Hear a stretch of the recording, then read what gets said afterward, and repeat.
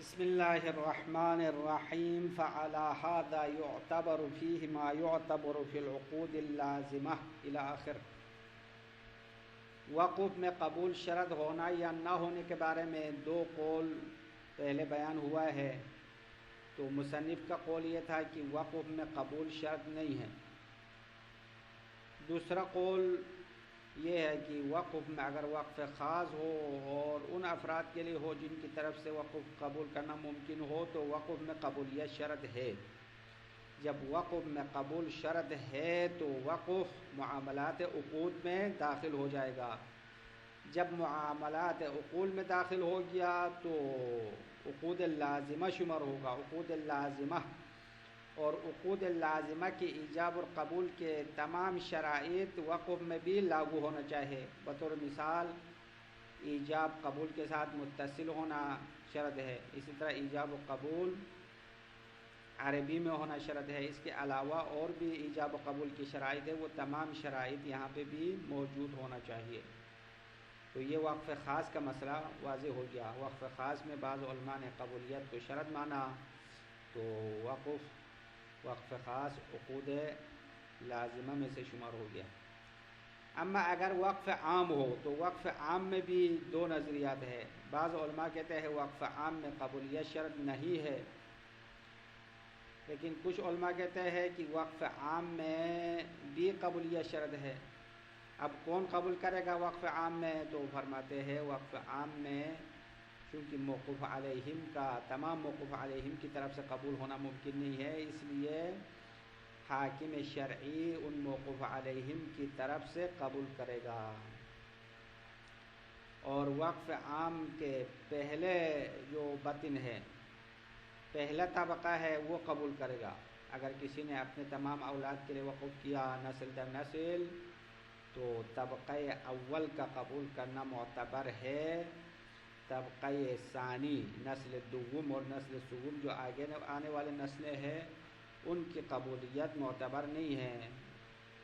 کیوں معتبر نہیں ہے؟ کیونکہ اگر قبولیت دوسرے نسل کی قبولیت کو اگر معتبر مان لے تو ان کا قبول کرنا ممکن نہیں ہے۔ اگر قبول کرے تو بھی غلط ہوگا، کیونکہ قبولیت اور ایجاب متصل ہونا چاہے تو ایجاب اور قبول کے درمیان فاصلہ آیا ہے۔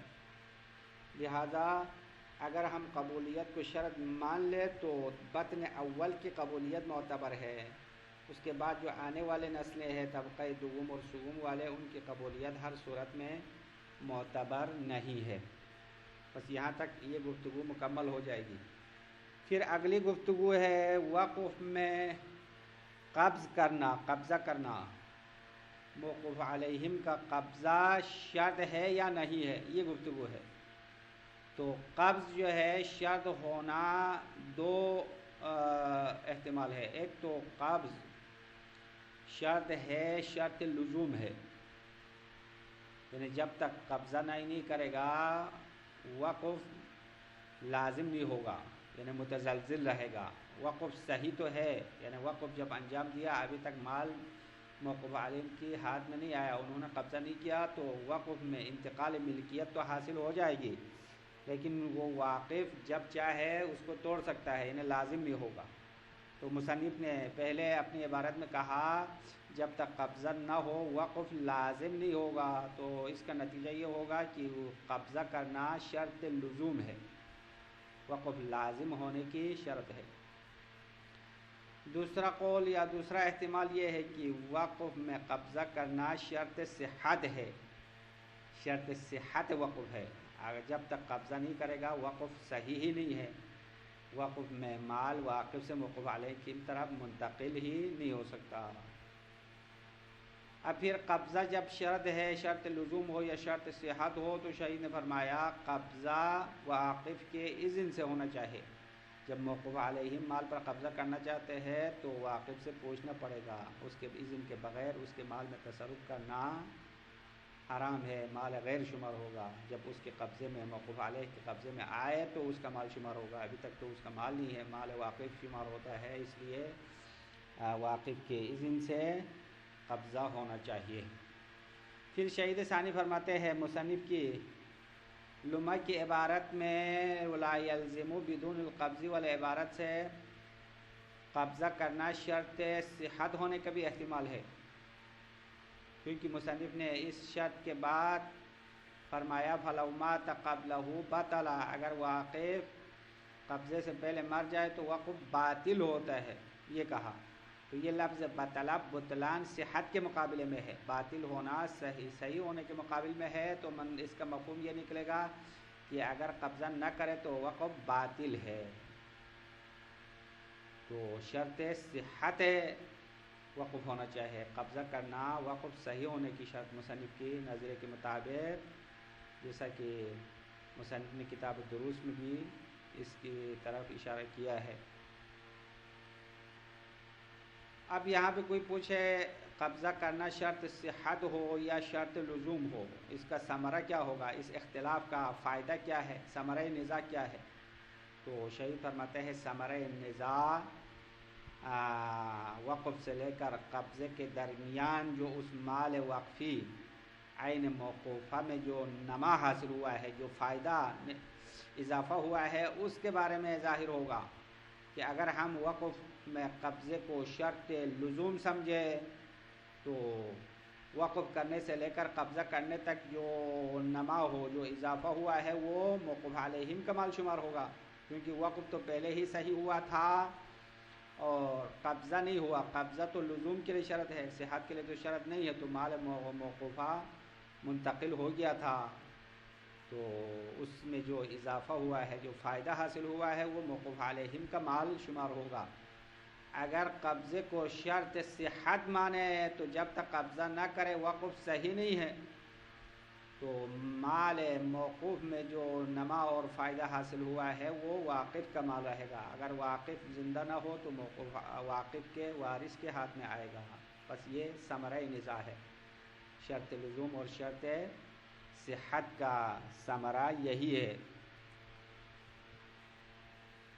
پھر ایک اور مسئلہ جو آج کے بحث میں آخر میں بیان کرتے ہیں، اگر کسی نے کسی حیوان کو وقف کیا، جانور کو وقف کیا، تو جانور کے پستان میں جو دودھ ہے، جو موجودہ دودھ ہے، اور اس کے بدن پر جو بال وغیرہ ہے، اون وغیرہ ہے، وہ اس مال وقفی میں داخل ہے، اس کے لیے الگ بیان کرنے کی ضرورت نہیں ہے، بلکہ عرف کے قانون کے مطابق حیوان کا موجودہ دودھ اور اس کا بال اور اس کے بدن پر جو اون وغیرہ ہے وہ مال وقفی میں شامل ہے، موقوف علیہم کا مال شمار ہوگا۔ جس طرح اگر کوئی حیوان فروخت کرے، بیچ دے، تو بھی یہی حکم ہے۔ لیکن درخت وقف کرنے کی صورت میں کہتے ہیں درخت میں جو موجودہ پھل ہے وہ جب تک وضاحت نہ کرے وقف میں شامل نہیں رہے گا۔ آنے والے جو پھل ہے، آئندہ سال آنے والے پھل ہے، وہ تو مال موقوف میں شامل ہے، لیکن جو موجودہ پھل درخت کے اوپر لگا ہوا ہے وہ مال وقفی میں شامل نہیں رہے گا۔ بس یہ آج کی گفتگو یہاں تک ختم ہو جائے گی، اس کے بعد وقف کی مزید شرائط ہے وہ کل سے آگے بیان کرنا پڑے گا۔ فعلی ھذا، پس اس قانون کی بنا پر، فعلی ھذا سے مراد یعنی اوپر والے عبارت سے مربوط ہے، وَبِذَلِكَ دَخَلَ فِي بَابِ الْعُقُودِ، جب وقف میں قبول شرط ہے تو یہ وقف معاملات عقود کے باب میں داخل ہوگا۔ فعلی ھذا، پس اس قانون کی بنا پر، یعتبر فیہ ما یعتبر فی العقود اللازمہ، تو اس وقف میں معتبر ہے ہر وہ چیز جو عقود لازمہ میں معتبر ہے۔ وہ عقود لازمہ میں کیا چیز معتبر ہے؟ میں نے بیان کرا ہے، میں نے بیانیہ ہے، من اتصالہ بالایجاب، ایک شرط یہ ہے کہ قبول ایجاب کے ساتھ متصل ہونا چاہیے، عادتاً، یعنی اتصال عرفی ہونا کافی ہے، عرف کا ہے کہ ایجاب و قبول کے درمیان فاصلہ نہیں ہوا، اتنا کافی ہے، اتصال عقلی معتبر نہیں ہے۔ ووقوعہ بالعربیت، اسی طرح عقود لازمہ میں شرط یہ ہے کہ قبول زبان عربی میں جاری ہونا چاہیے، ایجاب و قبول عربی ہونا چاہیے، تو وقف میں بھی زبان عربی میں جاری کرنا پڑے گا۔ وغیرہا، یہ تو دو شرط کی مثال دیا، اس کے علاوہ بھی ایجاب و قبول میں شرائط ہے، وہ بھی وقف میں بھی لاگو ہوں گے۔ نعم لو کان علی جہت عامہ او قبیلۃ، نعم کے بعد شہید فرماتے ہیں یہ تو وقف خاص کی باتیں ہیں، اب یہاں سے وقف عام کی گفتگو شروع کرتے ہیں. ہاں لو کان علی جہت عامہ، اگر وقف کسی جہت عامہ پر ہو، یعنی وقف عام ہو، جیسا کہ مساجد ہے، پل ہے، مفاد عامہ ہے، او قبیلۃ یا کسی خاص قبیلہ اور گروہ کے لیے وقف کیا ہو، کل فقراء، جیسا کہ فقراء کے لیے، علماء کے لیے، تو لم یشترط، قبولیت شرط نہیں ہے. وَإِنْ أَمْكَنَ قبول الحاکم لہو، اگرچہ حاکم اس وقف کو قبول کرنا ممکن ہے. وَهَذَا هُوَ الَّذِي قَطَعَ بِهِ فِي الدُّرُوسِ، یہ وہی بات ہے جس کے بارے میں مصنف نے کتاب الدروس میں قطعی فتویٰ دیا، یعنی وقف عام میں قبولیت شرط نہیں ہے. وَرُبَّمَا قِيلَ بِاشْتِرَاطِ قبول الحاکم فِيمَا لَهُ وِلَایَتُهُ، اور بسا اوقات کہا گیا، یعنی بعض علماء کا یہ کہنا ہے کہ وقف عام میں حاکم قبول کرنا شرط ہے، فِيمَا لَهُ وِلَایَتُهُ، ان موارد میں جن پر حاکم کی ولایت اور سرپرستی ثابت ہے. مثال کے طور پر سفیہ ہو، مجنون ہو یا فقراء ہو، تو ان پر حاکم اور مجتہد جامع الشرائط ان پر سرپرست ہے، تو حاکم کی طرف سے وقف قبول کرنا ہے. وعلی القولین لا یعتبر قبول البت الثانی، وعلی القولین دونوں قول کی بنا پر، یعنی حاکم کی طرف سے قبولیت شرط مانے یا نہ مانے، ہر صورت میں لا یعتبر قبول البطن الثانی، بطن اول یعنی پہلے نسل نے جب قبول کیا تو بطن ثانی کا قبول کرنا معتبر نہیں ہے. ولا رضاہ، اور بطن دوم یعنی نسل دوم کا راضی ہونا بھی معتبر نہیں ہے. کسی نے اپنے مال کو اپنے اولاد اور اولاد اولاد کے لیے وقف کیا تو پہلے نسل میں جو اولاد ہے وہ قبول کرنا کافی ہوگا، پھر آگے آنے والے نسلیں تو ابھی دنیا میں ہی نہیں آئے ہیں تو کیسے قبول کرے گا؟ قبول کرنا معتبر نہیں ہے، ان کا راضی ہونا بھی معتبر نہیں ہے. کیوں؟ لتمامیت الوقف قبلہ، کیونکہ نسل دوم کے آنے سے پہلے وقف مکمل ہو گیا ہے. فلا ینقطع، بس وہ وقف منقطع نہیں ہوگا، وقف درمیان میں کٹ نہیں جائے گا، وقف کا سلسلہ چلتا رہے گا. یہ ایک دلیل. دوسری دلیل وَلِأَنَّ قَبُولَهُ لَا يَتَّصِلُ بِالْإِيجَابِ، اور نسل دوم کی قبولیت ایجاب کے ساتھ متصل نہیں ہے. اگر دوسری نسل قبول کرے تو کئی سالوں کے بعد قبول کرے گا تو ایجاب قبول آپس میں جدا ہے. فَلَوْ اُعْتُبِرَ لَمْ يَقَعْ لَهُ، اگر ہم نسل دوم کی قبولیت کو معتبر مانے تو لم یقع القبول للایجاب. ہاں یہاں پہ عبارت میں دو احتمال دیا ہے، ایک تو یقع کے اندر جو ضمیر ہے وہ قبول کی طرف اٹھاؤ، لہو کی ضمیر ایجاب کی طرف اٹھاؤ، تو معنی یہ ہوگا کہ لم یقع القبول، جو نسل دوم نے قبول کیا ہے وہ ایجاب کے لیے واقع نہیں ہوگا. یہ ایک احتمال. دوسرا احتمال بھی ہے، وہ ابھی سب بتانے کی ضرورت نہیں ہے، بس اتنا سمجھو تو کافی ہوگا. ولا يلزم الوقف بعد تمام صيغته بدون القبض، اگلا حکم شہید اول فرماتے ہیں وقف صیغہ کے مکمل ہونے کے بعد لازم نہیں ہوگا بدون القبض، قبضے کے بغیر، جب تک موقوف علیہم قبضہ نہ کرے وقف لازم نہیں ہوگا. وَإِنْ كَانَ فِي جَهَةٍ عَامَّةٍ قَبَضَهَا النَّاظِرُ فِيهَا أَوِ الْحَاكِمُ أَوِ الْقَيِّمُ الْمَنْصُوبُ مِنْ قِبَلِ الْوَاقِعِ لِقَبْضِهِ. اب یہاں پہ سوال اٹھاتے ہیں اگر وقف خاص ہو تو قبضہ تو موقوف علیہ کریں گے، یہ تو واضح ہے، جن کے لیے وقف کیا ہے وہ قبضہ کرنا ہے. لیکن اگر وقف عام ہو تو کون قبضہ کرے گا؟ تو کہتے ہیں وقف عام پر قبضہ کرنے والے وقف کا ناظر ہے، یعنی متولی ہے. اگر متولی معین ہوا ہو، یا حاکم شرع ہے، یا وہ سرپرست ہے جو واقف کی طرف سے معین ہوا ہے قبض کے لیے، صرف قبضے کے لیے کسی شخص کو معین کیا ہے، تو ان لوگوں کی طرف سے وقف عام پر قبضہ ہونا چاہیے. جب تک قبضہ نہ ہو وقف لازم نہیں ہوگا. ولا يلزم الوقف بعد تمام صيغته بدون القبض، قبضے کے بغیر وقف کے صیغہ تمام ہونے کے بعد لازم نہیں ہوگا. وإن كان في جهة عامة، اگر وقف جہت عامہ میں ہو یعنی وقف عام ہو تو قبضها الناظر فيها، تو اس وقف پر جو وقف کا ناظر ہے وہ قبول کرے گا. او الحاکم، یا حاکم شرعی مجتہد جامع الشرائط قبضہ کرے گا. او القیم المنصوب من قبل الواقف لقبضہ، یا وہ ذمہ دار اور سرپرست شخص وقف پر قبضہ کرے گا جو واقف کی طرف سے قبضے کے لیے معین ہوا ہے. وَيُعْتَبَرُ وُقُوعُهُ بِإِذْنِ الْوَاقِفِ، اور قبضہ کرنا واقف کے اذن کے ساتھ ہونا معتبر ہے. واقف کے کہنے پر قبضہ کرنا چاہے، کغیرہ، جس طرح دوسرے جو واقف کے اموال ہے اس پر بھی اگر کوئی قبضہ کرنا چاہے تو اس میں بھی مالک کی اذن ہونا چاہے. کیوں؟ لامتناع التصرف فی مال الغیر بغیر اذنہ، کیونکہ دوسروں کے مال میں اس سے پوچھے بغیر تصرف کرنا منع ہے، عقلاً و شرعاً منع ہے مال غیر میں تصرف کرے بغیر اذن کے. والحال انہ لم ينتقل الى الموقوف علیہ بدونہ، در حال کہ یہ مال وقفی موقوف علیہ کی طرف منتقل نہیں ہوا بدون القبض، ابھی تک قبضہ نہیں کیا ہے تو مال موقوف علیہ کا نہیں ہوا ہے، واقف کی ملکیت میں باقی ہے. تو واقف سے پوچھے بغیر اس مال پر قبضہ کرنا صحیح نہیں ہے.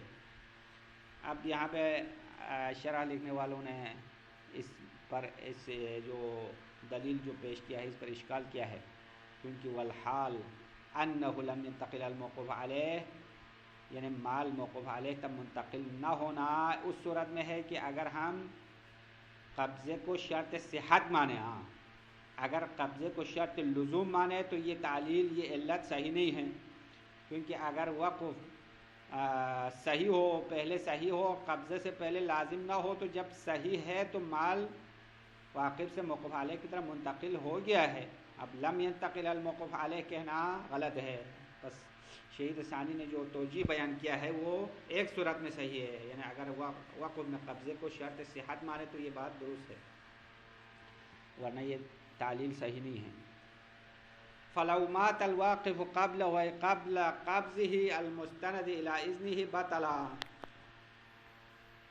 جب وقف میں قبضہ شرط ہے تو اگر واقف موقوف علیہ کے قبضے سے پہلے مر گیا، وقف کرنے والا مر گیا، قبلہ ای قبل قبضہ، اس کے قبضے سے پہلے، المستند الی اذنہ، ایسا قبضہ جو واقف کے اذن سے مستند ہے، یعنی واقف کے اذن کے ساتھ قبضے سے پہلے واقف دنیا سے چلا گیا تو باطلا، یعنی وقف باطل ہوگا. وروایت عبید بن زرارہ صریحۃ فیہ، شہید فرماتے ہیں اس قول پر عبید بن زرارہ کی روایت صریح ہے، یعنی یہ روایت اس حکم پر واضح دلالت کرتی ہے. ومنہ یظہر انہ لا یعتبر فوریتہ، اور یہاں سے معلوم ہوتا ہے کہ قبضہ فوراً ہونا معتبر نہیں ہے. قبضہ شرط لزوم ہے لیکن جلدی ہونا ضروری نہیں ہے، بلکہ دیر سے بھی قبضہ کر سکتا. والظاہر ان موت الموقوف علیہ کذالک، مصنف نے تو واقف کے مرنے کا حکم بیان کیا، شہید ثانی کہہ رہے ہیں ظاہراً یہ ہے کہ موقوف علیہم کا مرنا بھی کذالک ایسا ہی ہے، یعنی اگر موقوف علیہ قبضہ سے پہلے مر گیا تو وہ بھی وقف باطل ہوگا. مع احتمال قیام وارثہ مقامہ، ساتھ اس کے کہ یہ بھی احتمال ہے کہ موقوف علیہ مر جائے تو اس کے وارث اس کی جگہ پر قائم مقام ہو سکتے ہیں، مطلب موقوف علیہ کی جگہ پر وارث آ کے قبضہ کر سکتا ہے. اما شرط یہ ہے کہ وقف کا مال موقوف علیہ اور ان کے وارثین کے لیے بھی وقف ہوا، اگر فقط موقوف علیہ کے لیے ہو تو وقف خاص ہو جائے گا، یہ تو باطل ہوگا. لیکن اگر موقوف علیہ بھی اس میں شامل ہو تو واقف نہیں، موقوف علیہ مرنے کے بعد موقوف علیہ کے وارث آ کے اس کے جگہ پر قبضہ کرنا صحیح ہے. وَيُبْهَمُ مِن نَفْيِهِ اللُّزُومُ بِدُونِهِ أَنَّ الْعَقْدَ صَحِيحٌ قَبْلَهُ. شہید ثانی فرماتے ہیں مصنف نے لزوم کو نفی کیا، یعنی لا یلزم وقف، وقف لازم نہیں ہوگا قبضے کے بغیر، قبضے کے بغیر وقف لازم نہیں ہوگا۔ نفی لزوم سے سمجھ میں آتا ہے ان العقد صحیح قبلہ، بے شک عقد وقف قبضے سے پہلے صحیح ہے، یعنی شرط لزوم ہے، قبضہ شرط لزوم ہے، شرط صحت نہیں ہے۔ تو جب صیغہ عقد پڑھ لیا، وقف کا صیغہ پڑھ لیا تو وقف صحیح ہو جائے گا اور مال واقف سے موقوف علیہ کی طرف منتقل ہوگا۔ اما یہ انتقال مستقر نہیں ہوگا، متزلزل ہوگا، یعنی ابھی تک اپنی جگہ پر ٹھہرا نہیں ہے۔ واقف جب چاہے توڑ سکتا ہے، فسخ کر سکتا ہے، لیکن قبضہ کرنے کے بعد پکا ہو جائے گا اور واقف نہیں توڑ سکتا، یہ فرق ہے۔ وَيُفْهَمُ مِن نَفِيهِ اللُّزُومُ بِدُونِهِ، قبضے کے بغیر لزوم کو نفی کرنے سے سمجھ میں آتا ہے ان العقد صحیح قبلہ، بے شک عقد صحیح ہے قبل القبض، قبض سے پہلے۔ فَيَنْتَقِلُ الْمِلْكُ انتقالا متزلزلا، تو وہ ملکیت منتقل ہو جائے گا، انتقال تزلزل میں ہوگا، یعنی وہ انتقال کے جو پیر ہے وہ ہوا میں ہوگا، ٹھہرتا نہیں ہے، متزلزل ہے۔ یتم بالقبض، اور وہ انتقال قبضے کے ساتھ مکمل ہو جائے گا۔ جب قبضہ ہو جائے تو پکا ہوگا، پہلے کچا وقف ہے، صحیح تو ہے لیکن کچا ہے۔ وصرح غیرہ وهو ظاہرہ فی الدروس انہ شرط الصحہ، مصنف کے علاوہ دوسرے علماء نے وضاحت کی ہے، اور جس طرح مصنف نے بھی کتاب دروس میں ایسی عبارت لایا ہے جس سے کا ظاہر یہ ہے کہ انہ شرط الصحہ، بے شک قبضہ کرنا شرط لزوم نہیں ہے بلکہ شرط صحت ہے، یعنی جب تک قبضہ نہیں کرے وقف صحیح ہی نہیں ہے۔ پھر وہ قبضہ شرط لزوم ہونا شرط صحت ہونے کا فرق کیا ہے، اس کا ثمرہ کیا ہوگا، فائدہ کیا ہے؟ تو ثمرہ یہ ہے وَتَظْهَرُ الْفَائِدَةُ فِي النَّمَاءِ الْمُتَخَلَّلِ بَيْنَهُ وَبَيْنَ الْعَقْدِ، وَتَظْهَرُ الْفَائِدَةُ، اس مسئلے کا ثمرہ ظاہر ہوگا، فائدہ ظاہر ہوگا۔ مسئلہ کیا ہے، یعنی قبضہ شرط لزوم ہونا یا شرط صحت ہونا، اس مسئلے کا ثمرہ ظاہر ہوگا فی النماء المتخلل، اس نما میں، اس اضافہ میں جو کہ فاصلہ ہوا ہے بینہ و بین العقد، یعنی بین القبض و بین العقد، عقد وقف اور قبضہ وقف کے درمیان فائدہ حاصل ہوا ہے۔ بطور مثال ایک حیوان کو وقف کیا اور ابھی تک موقوف علیہ نے قبضہ نہیں کیا، درمیان میں ایک مہینہ گزر گیا اور اس مہینے میں حیوان کا بچہ ہوا ہے، تو یہ بچہ نما ہے۔ تو نما دو قسم ہے، ایک نما متصل ہے، نما منفصل ہے۔ تو بچہ ہونا نما منفصل کی مثال ہے۔ اگر کوئی لکڑی، کوئی درخت سفیدہ وقف کیا ہے تو اس ایک مہینے میں اس میں اضافہ ہوا ہے، بڑھ گیا ہے، تو جو اضافہ ہوا ہے وہ نما ہے۔ تو یہ جو اضافہ ہے وہ کس کو ملے گا؟ یہاں پہ فائدہ ظاہر ہوگا کہ اگر ہم شرط لزوم مانے، قبضے کو شرط لزوم مانے تو یہ نما موقوف علیہم کا مال ہے، اگر قبضے کو شرط صحت مانے تو نما متخلل واقف کا مال شمار ہوگا۔ وتظہر الفائدہ، یعنی فائدہ اختلاف، فائدہ نزاع ظاہر ہوگا فی النماء المتخلل بینہ و بین العقد، اس نما میں جو فاصلہ ہوا ہے قبض اور عقد کے درمیان۔ وَيُمْكِنُ أَن يُرِيدَ هُنَا بِاللُّزُومِ الصِّحَّةَ، اور ممکن ہے مصنف نے یہاں لمعہ میں لزوم سے صحت مراد لیا ہو۔ مصنف نے لفظ لا یلزم لایا، لیکن مصنف کی مراد لا یلزم سے مراد لا یصح مراد ہے، لزوم بمعنی صحت لیا ہے۔ بقرینۃ حکمہ بالبطلان لو مات قبلہ، اب مصنف کی مراد لزوم سے صحت ہونا کہاں سے پتہ چلتا ہے؟ کیونکہ مصنف کی عبارت میں بعد میں لفظ بطلان لایا ہے، اگر واقف قبضے سے پہلے مر جائے تو وقف باطل ہوگا، یہ مصنف نے بعد میں فتویٰ دیا، تو بطلان صحت کے مقابلے میں ہے، لزوم کے مقابلے میں نہیں ہے۔ اس لیے پتہ چلتا ہے مصنف نے قبضے کو شرط صحت مان لیا ہے۔ ويمكن ممکن ہے یرید ہنا مصنف نے یہاں پہ ارادہ کیا ہو باللزوم الصحت، لزوم سے صحت کا ارادہ کیا ہو، بقرینۃ حکمہ بالبطلان، اس قرینے کے ساتھ کہ مصنف نے وقف باطل ہونے کا حکم دیا، لو مات قبلہ، اگر واقف قبضے سے پہلے مر جائے، فإن ذلك من مقتضى عدم الصحة، کیونکہ یہ باطل ہونا عدم صحت کے مقتضا میں سے ہے، للزوم، عدم لزوم کا مقتضا باطل ہونا نہیں ہے، کما صرح به فی ہبۃ الدروس، جس طرح اس بات کی وضاحت مصنف نے کتاب دروس کے باب ہبہ میں، کتاب ہبہ میں وضاحت کی ہے، واحتمل ارادته من کلام بعض الاصحاب فیہا، اور مصنف نے احتمال دیا ہے ارادتہ، لزوم سے صحت مراد لینے کا ارادہ ہونے کا احتمال دیا ہے بعض علماء کے کلام سے، فیہا یعنی کتاب دروس کے باب ہبہ میں، یعنی بعض علماء نے جب لفظ لزوم کہا تو ان علماء کی مراد بھی لزوم سے صحت ہے، یہ احتمال دیا خود مصنف نے کتاب دروس میں۔ پس مصنف نے دوسرے علماء کے الفاظ میں جو لزوم ہے اس سے بھی مراد صحت ہونے کا احتمال دیا، تو نتیجہ یہ ہوگا کہ لمعہ میں بھی لفظ لزوم سے مصنف کی مراد صحت ہے، پس قبضہ شرط صحت وقف ہے، شرط لزوم نہیں ہے۔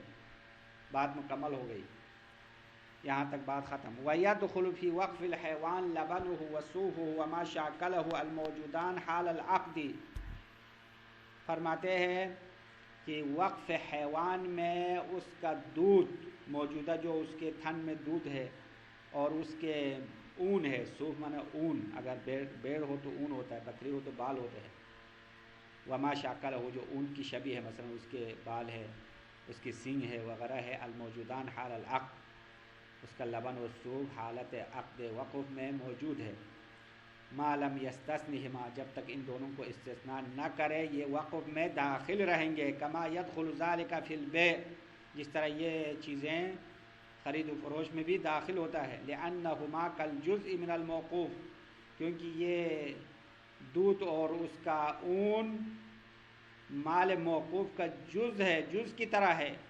بدلالت العرف، عرف اور عام لوگوں کے قانون کے مطابق حیوان کا بال اور حیوان کے سینگ وغیرہ اس کا جز شمار کرتے ہیں، وَهُوَ الْفَارِقُ بَيْنَهُمَا وَبَيْنَ الثَّمَرَةِ فَإِنَّهَا لَا تَدْخُلُ، اور یہی عرف فرق رکھنے والا ہے بینہما و بین الثمرہ، لبن اور صوف اور درخت کے پھل کے درمیان فرق رکھنے والا عرف ہے۔ عرف کہتے ہیں کہ بھائی درخت کا پھل درخت شمار نہیں ہوتا ہے، اس کو الگ شمار کرتے ہیں، لیکن حیوان کا بال اور حیوان کا دودھ اس کا جز شمار کرتا ہے، تو یہاں پہ جو فرق رکھنے والا ہے وہ عرف ہے، بس حکم عرفی حجت ہے، جہاں پہ شرعی واضح حکم نہ ہو تو عرف کا قانون شریعت میں بھی معتبر سمجھا جاتا ہے۔